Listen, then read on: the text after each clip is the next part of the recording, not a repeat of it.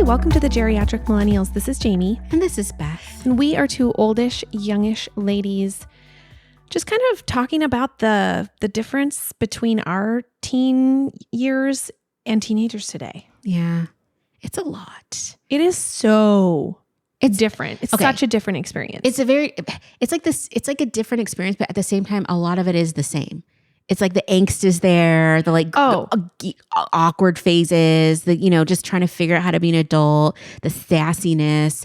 All that is there. All of that is there. But then it's like in this new package that's just sometimes like, ugh. Well, the environment is so different because of the internet, really. Mm-hmm. That's really what has changed and shaped so much of the experience of being a teenager is the internet. Like, we did not have that.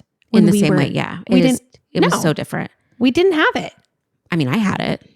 No, not until you were older. You did not. I got internet when I was 14. Oh, shut up. Yeah. I was online talking to boys. Well, not boys, to grown men. Yeah, right. Being groomed when I was 14. Yeah. So scary. Yeah. But it was very different. Like, one of the things I was thinking about was like just the fact that we didn't have access to digital cameras. Like, I didn't get a digital camera, and I got one pretty early. I didn't get one until I was in college, like my sophomore year of college. Gosh. Film was precious. Yeah. And I'm so thankful though, because it's like, I just think about like how many times I could have been manipulated into taking a picture or doing something. And digital is so easy and so fast. And it can be spread and so last, fast. and it just lasts. It lasts forever. Like, you can't. Yes. Yeah. That's such a huge difference. Huge difference. Picture taking thing. Yeah. I remember being young. I mean, I have pictures from back in those days. Mm-hmm. And we had film. We had to develop and then wait. And like, you can't delete, you can't even see what the picture looked like. You can't take multiple. You got one shot. You got 24 shots on a roll, I think is what it used to be. Mm-hmm. And then it was just like, go, and then, you get the roll, and a lot of times I'd always forget to get them developed too. So it'd be like months later, or like I would find film rolls sometimes years later and get it developed. And it was just like, oh my gosh, I remember this night. And then half the pictures were like horrible. You might get like 2 good shots. Yeah. But pictures also were so important to me. They were the only documentation that we had, and we couldn't just access them. Like, you have to like go through pictures or look in an album or like put them in an album. Like, you can't just... And it was like, you couldn't just share them easily either. No. Like, I remember like I would get doubles always, and you'd give friends the double or whatever. But sometimes like you'd want more, and like you'd have to try and get somebody to give you the negative so you could go get more reprints, which that never happened. So it was just like, they were precious. Precious. When I went to college, I had like, I think everybody did this. And like, I went to college fall of 99. And so I had like a picture montage, a collage for sure. by my bed. And I think I even have pictures of my bedroom in high school where I have collages of my friends and stuff. Totally had that too. Yeah. It was just like so different. And also, like how you were saying pictures are precious. I feel like kids today, they've been like photographed their whole life. And it's like, even now I've seen kids on like, TikTok or Instagram where somebody pulls out a camera and they just start posing in a way that's just very like of this era, where it's like we would pose, but I think even the way teenagers pose, like, I'm like, y'all take great shots. And like, I look back and we looked crazy for the most part. We were just doing like, like peace signs, tongue out, you just do these like crazy things, or you're trying to be cute. But again, you couldn't see. No. So by the time you got it, you're like, oh, I didn't know that wasn't a cute pose. Oh, well. Yeah. And it is what it is. You're stuck with that. The other thing is like, I mean, we used to call them tweens, but I don't even think they call them anymore, because I feel like they go from like 10 to a teenager. It's just like there's not that nice justice era, anymore. Anyway, do you know what justice is? I don't think that store exists anymore. I don't think it exists. Well, because I have a tween. Yeah. I have a tween daughter. Yeah. And I kind of wish there was that store. But I think that's gone. It is gone. Like, it's gone. And so it's like we're trying to find her stuff. And it's hard because she's like outgrown the kid stuff. Yep. But she's not ready for the juniors necessarily. Yep.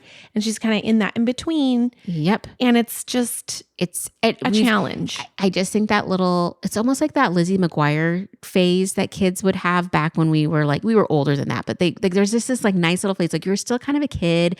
You weren't expected to be a full on cool teenager.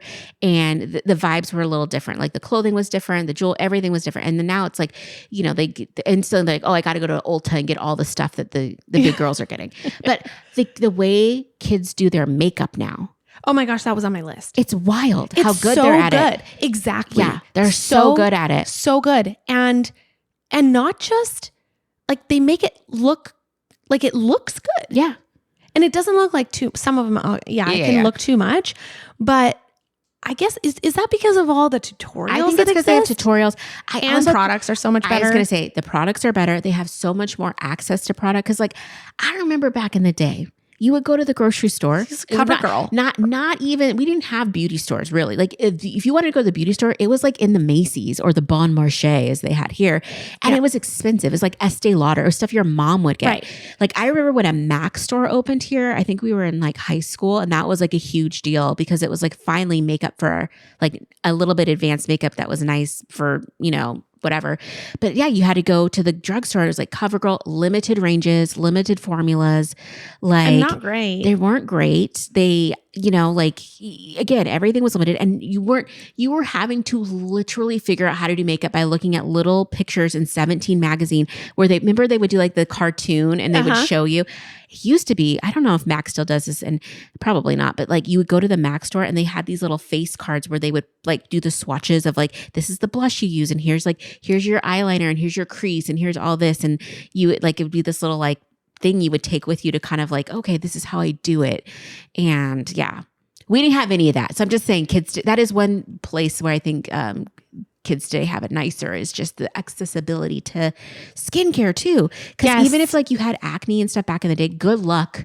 Like they didn't have, Accutane was not even like, I know it was around, but it was not as widespread. No. And even like the different face creams and stuff were just not as around. Okay, do you remember Proactive? How that was like a big push? Yes. But it was really expensive. Really expensive. And you couldn't just buy it at the time. You had to buy it through like infomercials basically. Yeah. I remember when we got a kiosk at the mall, like, but it was like, that's too expensive. Exactly. Yeah. Oh my goodness. So huge difference there between like my daughter's experience as she's a teenage, like coming into her teenage years, and mine. Like, yeah, I still to this day am a lip product person. And I have been ever since I was like 12 years old. Like that's the one thing that I used to, that was like my first thing that I ever used in terms of makeup. And still probably, if I could only pick one, it would probably be like a lip thing, even to this day. But my daughter benefits from that too. And I think I think I've influenced her. Of course. You should see how many lip products my daughter has. It's kind of insane. But that's fun. It is so fun. It's fun. It's the collector of it. It is. Oh yeah. And we talk about these things. Like she's like, what?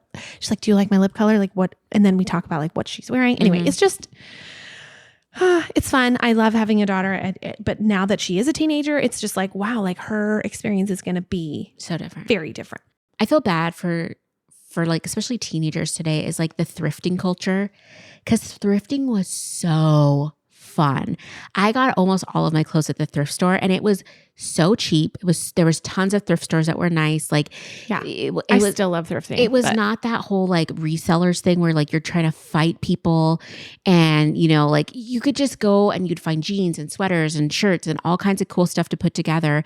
And now it's like I don't even look when I go. I don't even go thrifting really, but like I don't even look because I feel like it's been picked over, and it's just like, you know, like I get resellers, you know, they're trying to make a living too, but it's annoying when you just want to like find like a cute vintage something and you try to go and you're like, this is $800. I mean, that's an exaggeration, but it's like 100. It's like crazy. I know. I do still thrift sometimes, but I have not, it's definitely changed. And I haven't really taught my kids how to do that. You know what I mean? Like for them to, because the thing about thrifting is you also have to be like, you have to go through everything. Yes. It's like a hunt, and you need to take some time, and because nothing is organized according to like anything. And so you're really, I mean, it's like shirts. Yeah. So then, like when you go to a store, it's like they have a stack of the same shirt and they're all, and you just look for your size. It's not obviously like that at a thrift store. So anyway, that actually reminds me, I need to take my daughter to some thrift stores.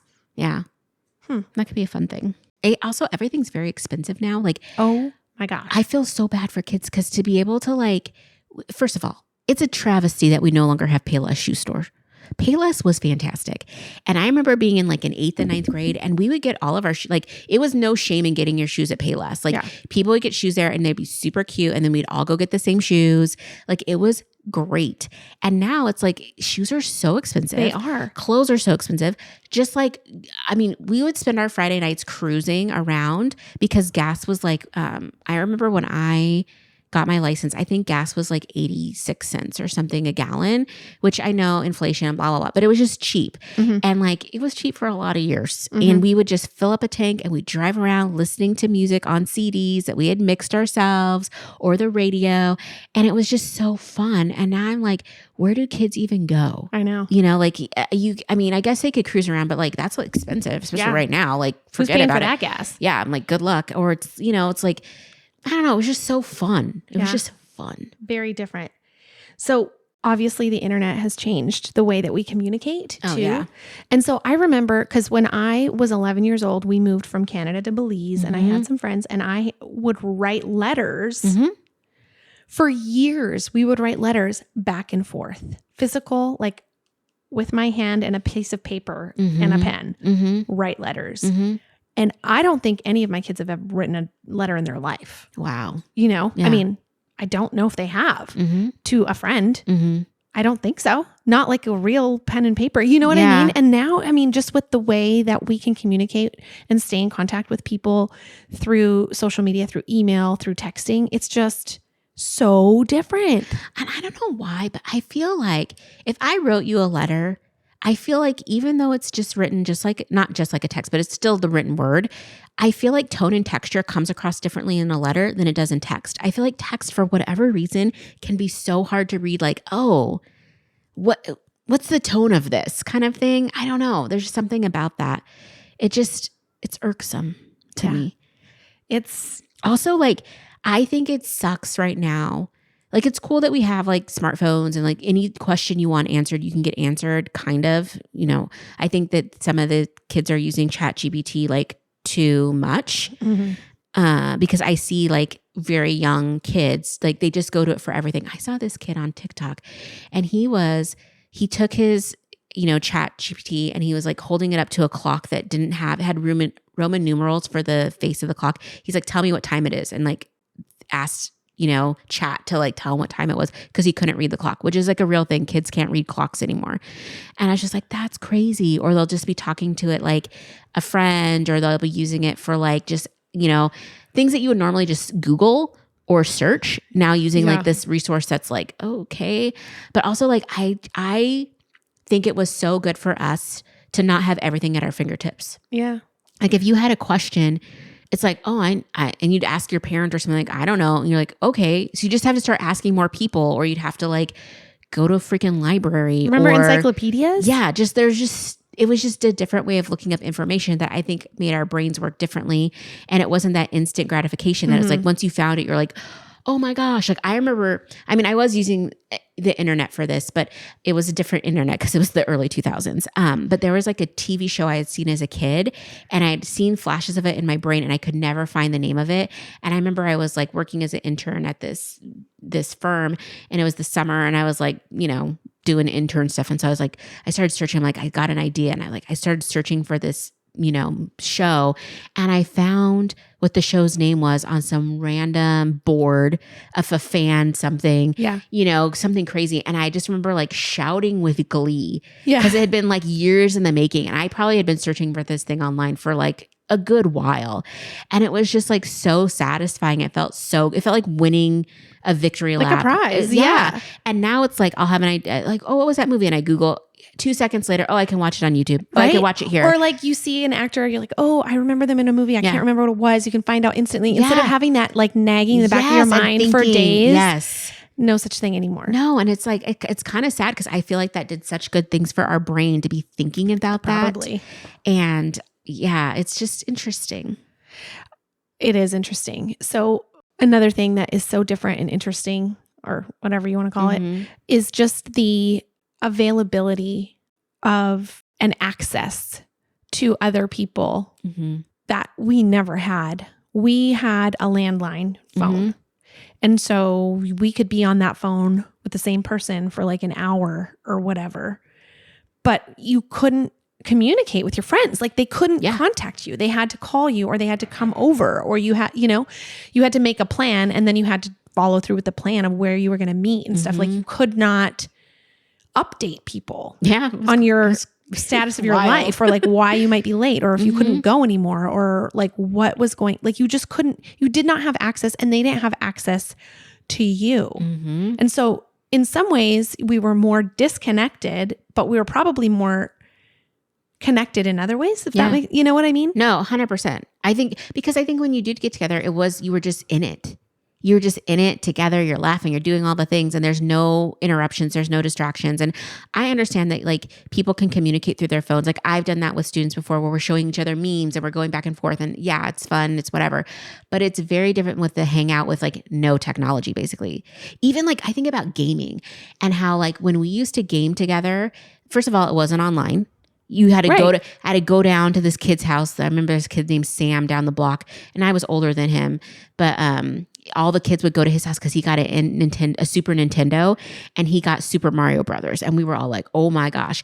So for like a few days, we would like go to his house, and everybody was playing it, and then you would just watch people like try to beat levels, and it was like everybody got amped up, and it was just like so exciting. And there was like, if you died, like you could just run out of lives, and it was like if you didn't save at the right point, you're like, gotta start over. You know, there was no tutorials or no walkthroughs. We're just like brainstorming and doing it together.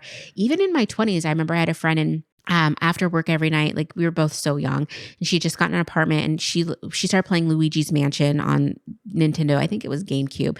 Anyway, I would go to her house, and like I would just watch her play. Like I didn't play at all, but I just watched her and cheered her on, and we would just sit there for hours, and I would just watch her play, and we would just talk, and it was just like so great. Well, and there is essence of that now, because people do that, but they do it online.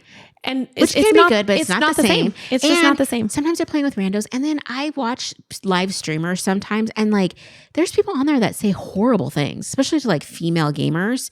Like if you're not playing with your friends, they just call them horrible names. They're using slurs. They're just like, tell them to go to the kitchen and get them a sandwich, and saying the most vulgar things to them about their, about sexual stuff and things.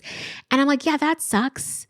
And then you have all the freaking predators on roadblocks that are like, oh my gosh, don't even get me started. Yeah, that is a huge difference in, obviously I'm the parent now, and having that be such a real threat in this society that our kids have really they don't really know. They don't really, like, I don't know. It's a very different experience. I know that when we were younger, there was like this threat of like I thought we were going to be offered drugs, or like kidnapped by the white van. You know what I mean?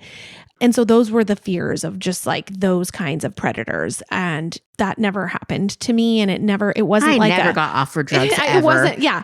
But I do think that there's a lot more threats. There's a lot more like points of access to your kids in different ways than there ever used to be for like predators. Yeah, I think it's an interesting mix, because I think that there is way too many people that think they're going to get sex trafficked at Target, and they see a leaf on their car or a napkin, like somebody's trying to traffic me. And I always want to be like, ma'am, you are like the least desirable person trafficked, because like you are like a high profile person in the sense of like you have people that will be looking for you. You're in a suburban area. You have a car. You have all this stuff.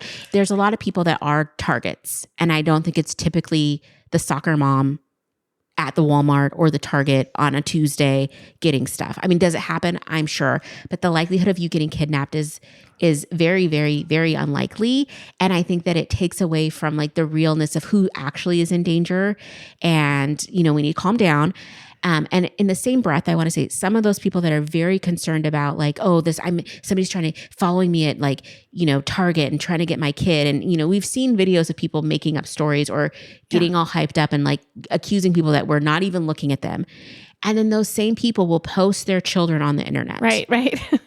With like geotags on, hey, this is my kid. I'm at soccer practice for little, McKenna. Yeah. And you're like, that's her school, ma'am. And you have a public profile. Like the disconnect there is crazy to me. Or they have their kids have an Instagram and they're like promoting it. I'm like, okay, go look at the followers, all men. Right. Yeah. And I'm just like, what are we doing? Right. Like, let's be so for real on where the dangers really are. Right. Well, and in my mind, I feel like it's more of like the sextortion type things like that kids don't necessarily recognize or realize, or they could. And I have conversations with my kids about it. And my oldest is always just like, I'm not stupid. I'm not. And I'm like, I'm not saying you're stupid, but I'm just like, it's still a factor. It's still a risk. It's still a thing. And it's challenging to navigate because, and our parents never had to do that when we were teenagers. They didn't have to navigate any of that stuff. And so now we're doing it and it's a lot. But we grew up with it in many ways. Like at least I did. Like I used to tell my students all the time, do not take naked pictures of yourself and send them to anybody because once it's out and you just never know. And I trust them. I wouldn't. Yeah. But I just laugh now. I mean, it was terrifying when I think back to like, chatting. I remember I was chatting with this one guy and we were saying horrible things, horrific. And thank goodness none of that exists anymore. But I'm like this, it was years later that I'm like, oh, that was a man with a family probably just in his house. Right, like which it was you didn't know at the time. I didn't think about it at the time. But I bet back then you couldn't search for people the same way you can now. Like, if you got someone's name or something, it wasn't as easy to find them online as it is now, where it's like, yeah, someone can stalk you and different things. And, they can reverse image search you and different, whatevers. And so it's just trying to like help kids navigate that and realize like, yeah, you're not in a bubble and not everybody's good and not everybody's kind and not everybody has good intentions. And even like, the person that you're in love with right now and you're like so goo gaga for them and you're like, oh my gosh, they would never hurt me. It's like, sometimes they do. The whole fact that there's a record now of your conversations is so different. Like I passed notes to the boys that I liked, you know what I mean? Or had these conversations, either over the phone, which there was a chance somebody could be listening to that, but, or just in person. Oh my gosh. Do you remember when people though would like do the 3-way calling? Yeah. And they'd like be on mute. Yeah. And then they'd be listening to the conversation. So shady. Yeah. You did that. I remember one of my friend's moms doing that. She was on a conversation with the boy that she liked and they're like talking and then all of a sudden the mom like interjected and was like, it's time to hang up now. And she's like so embarrassed. So anyway. Jayme, that happened to me, by the way. I was expressing how much I liked a boy and his mom got on the phone. Was like, I want to hear this. I want to hear it. Oh my gosh. I almost died. Oh, I almost bet you died. Did. Anyway. I bet you did. Yeah. Well, but now there's a record. Like people take screenshots of their texts. Like you cannot do anything digital without the risk of it being out forever. Yeah. And so being public shamed for it and just like exactly. And, we've seen enough times where somebody has a viral video where somebody did them dirty or where they say someone did them dirty and it goes viral and then that person's getting like just demolished and then they come back with their own receipts and it's like, oh, that wasn't the full story and like, oh, we shouldn't have done that. I'm like, yeah, that's why we don't need to be public shaming people, and just jumping the gun on that kind of stuff because it's too much too soon. Yeah. And people are, I think it's hard because like when we messed up, it was like maybe a few people know about it. Now it's like so many people can know about it. Yeah. And like if you really want to, you might get a crank call, something like, I don't like you, something like that, or a note or something. But it's very different when strangers on the internet are telling you to kill yourself. Right. Or like, saying you're ugly or doing the things. Yeah. It's like, I can't imagine being a teenager and just trying to like going through your awkward stage and then having people point stuff out when you're just trying to like be like everyone else and like post, post about your life. So I do think that in a lot of ways clearly it's very different than when we were younger. And of course it depends on the culture, country you live in. I mean, there's all kinds of factors, all of that.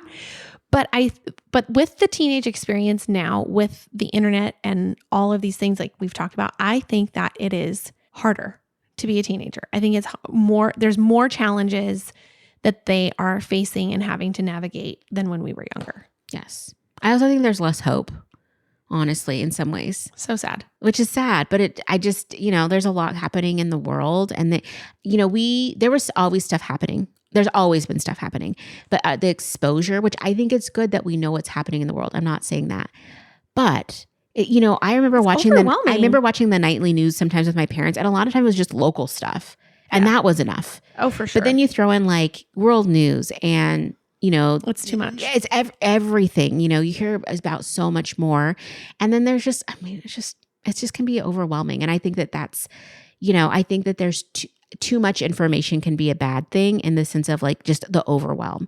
Yeah. And it's like, I think that kids just need to, I think everybody just needs to disconnect more, and it's like, we say go touch grass and stuff, but I think that is so important, and I look back at when I was working with students and the kids that like had the healthiest like friend groups where they went out and did stuff, and they weren't just on their phones, and they weren't just playing video games. And trust me, I'm a big gamer, so I'm not a hater about the video games. Like I think that they serve a purpose too. But if like, you need to just be with people. You need to see real reactions. Like when I say something mean to someone and their face changes and I can see the hurt, I'm like, oh, that teaches me like, oh, I need to have more empathy maybe, or be nicer, just having those like real life interactions are so important. And just like, I also think it's good too when kids can like see older kids and like you kind of mimic them, and like just, I don't know. It's just so different. It's so different. It's so different. And I think it's harder too. I agree. I think it is harder to be a kid and navigate the stuff out there. And that's outside of like our normally navigating like just puberty and, the angstiness of being a teen. But I also feel bad that we don't have more like kids playing music in bands and garages and stuff to get that angst out. My little brother did that. And every day he came home and he had a band, and all these kids would show up and they'd just be playing music in the garage. And I'm like, I just think we need more of that. Just the connection. I agree. And also less stress around, I'll say this too, this might be unpopular, but less stress around sports and travel sports. Oh my gosh. And like the league stuff that gets so intense and is so expensive, and they're traveling all the time and every weekend. And it's like, it's insane. I remember like kids playing, like, first of all, there were seasons and they didn't really overlap, and then there was breaks, but it's just like, baseball was not that intense when I was growing up. I would go to little league games and watch the boys because I thought they were cute and we had family friends, but it was not like this. No, it was not this intensity. Intense. There is an imbalance, I would say. It feels like it's either all or nothing. Yeah. I mean, it really does feel like that. As a parent of kids who play club sports and school sports, it's just like, if you want to try and have balance, it's like you're fighting for it and you can't, and then there's consequences. Like you lose out. You don't get, it's so dumb. Yeah. It's so dumb. Like everything feels can so we serious. Not just have a spring break for real?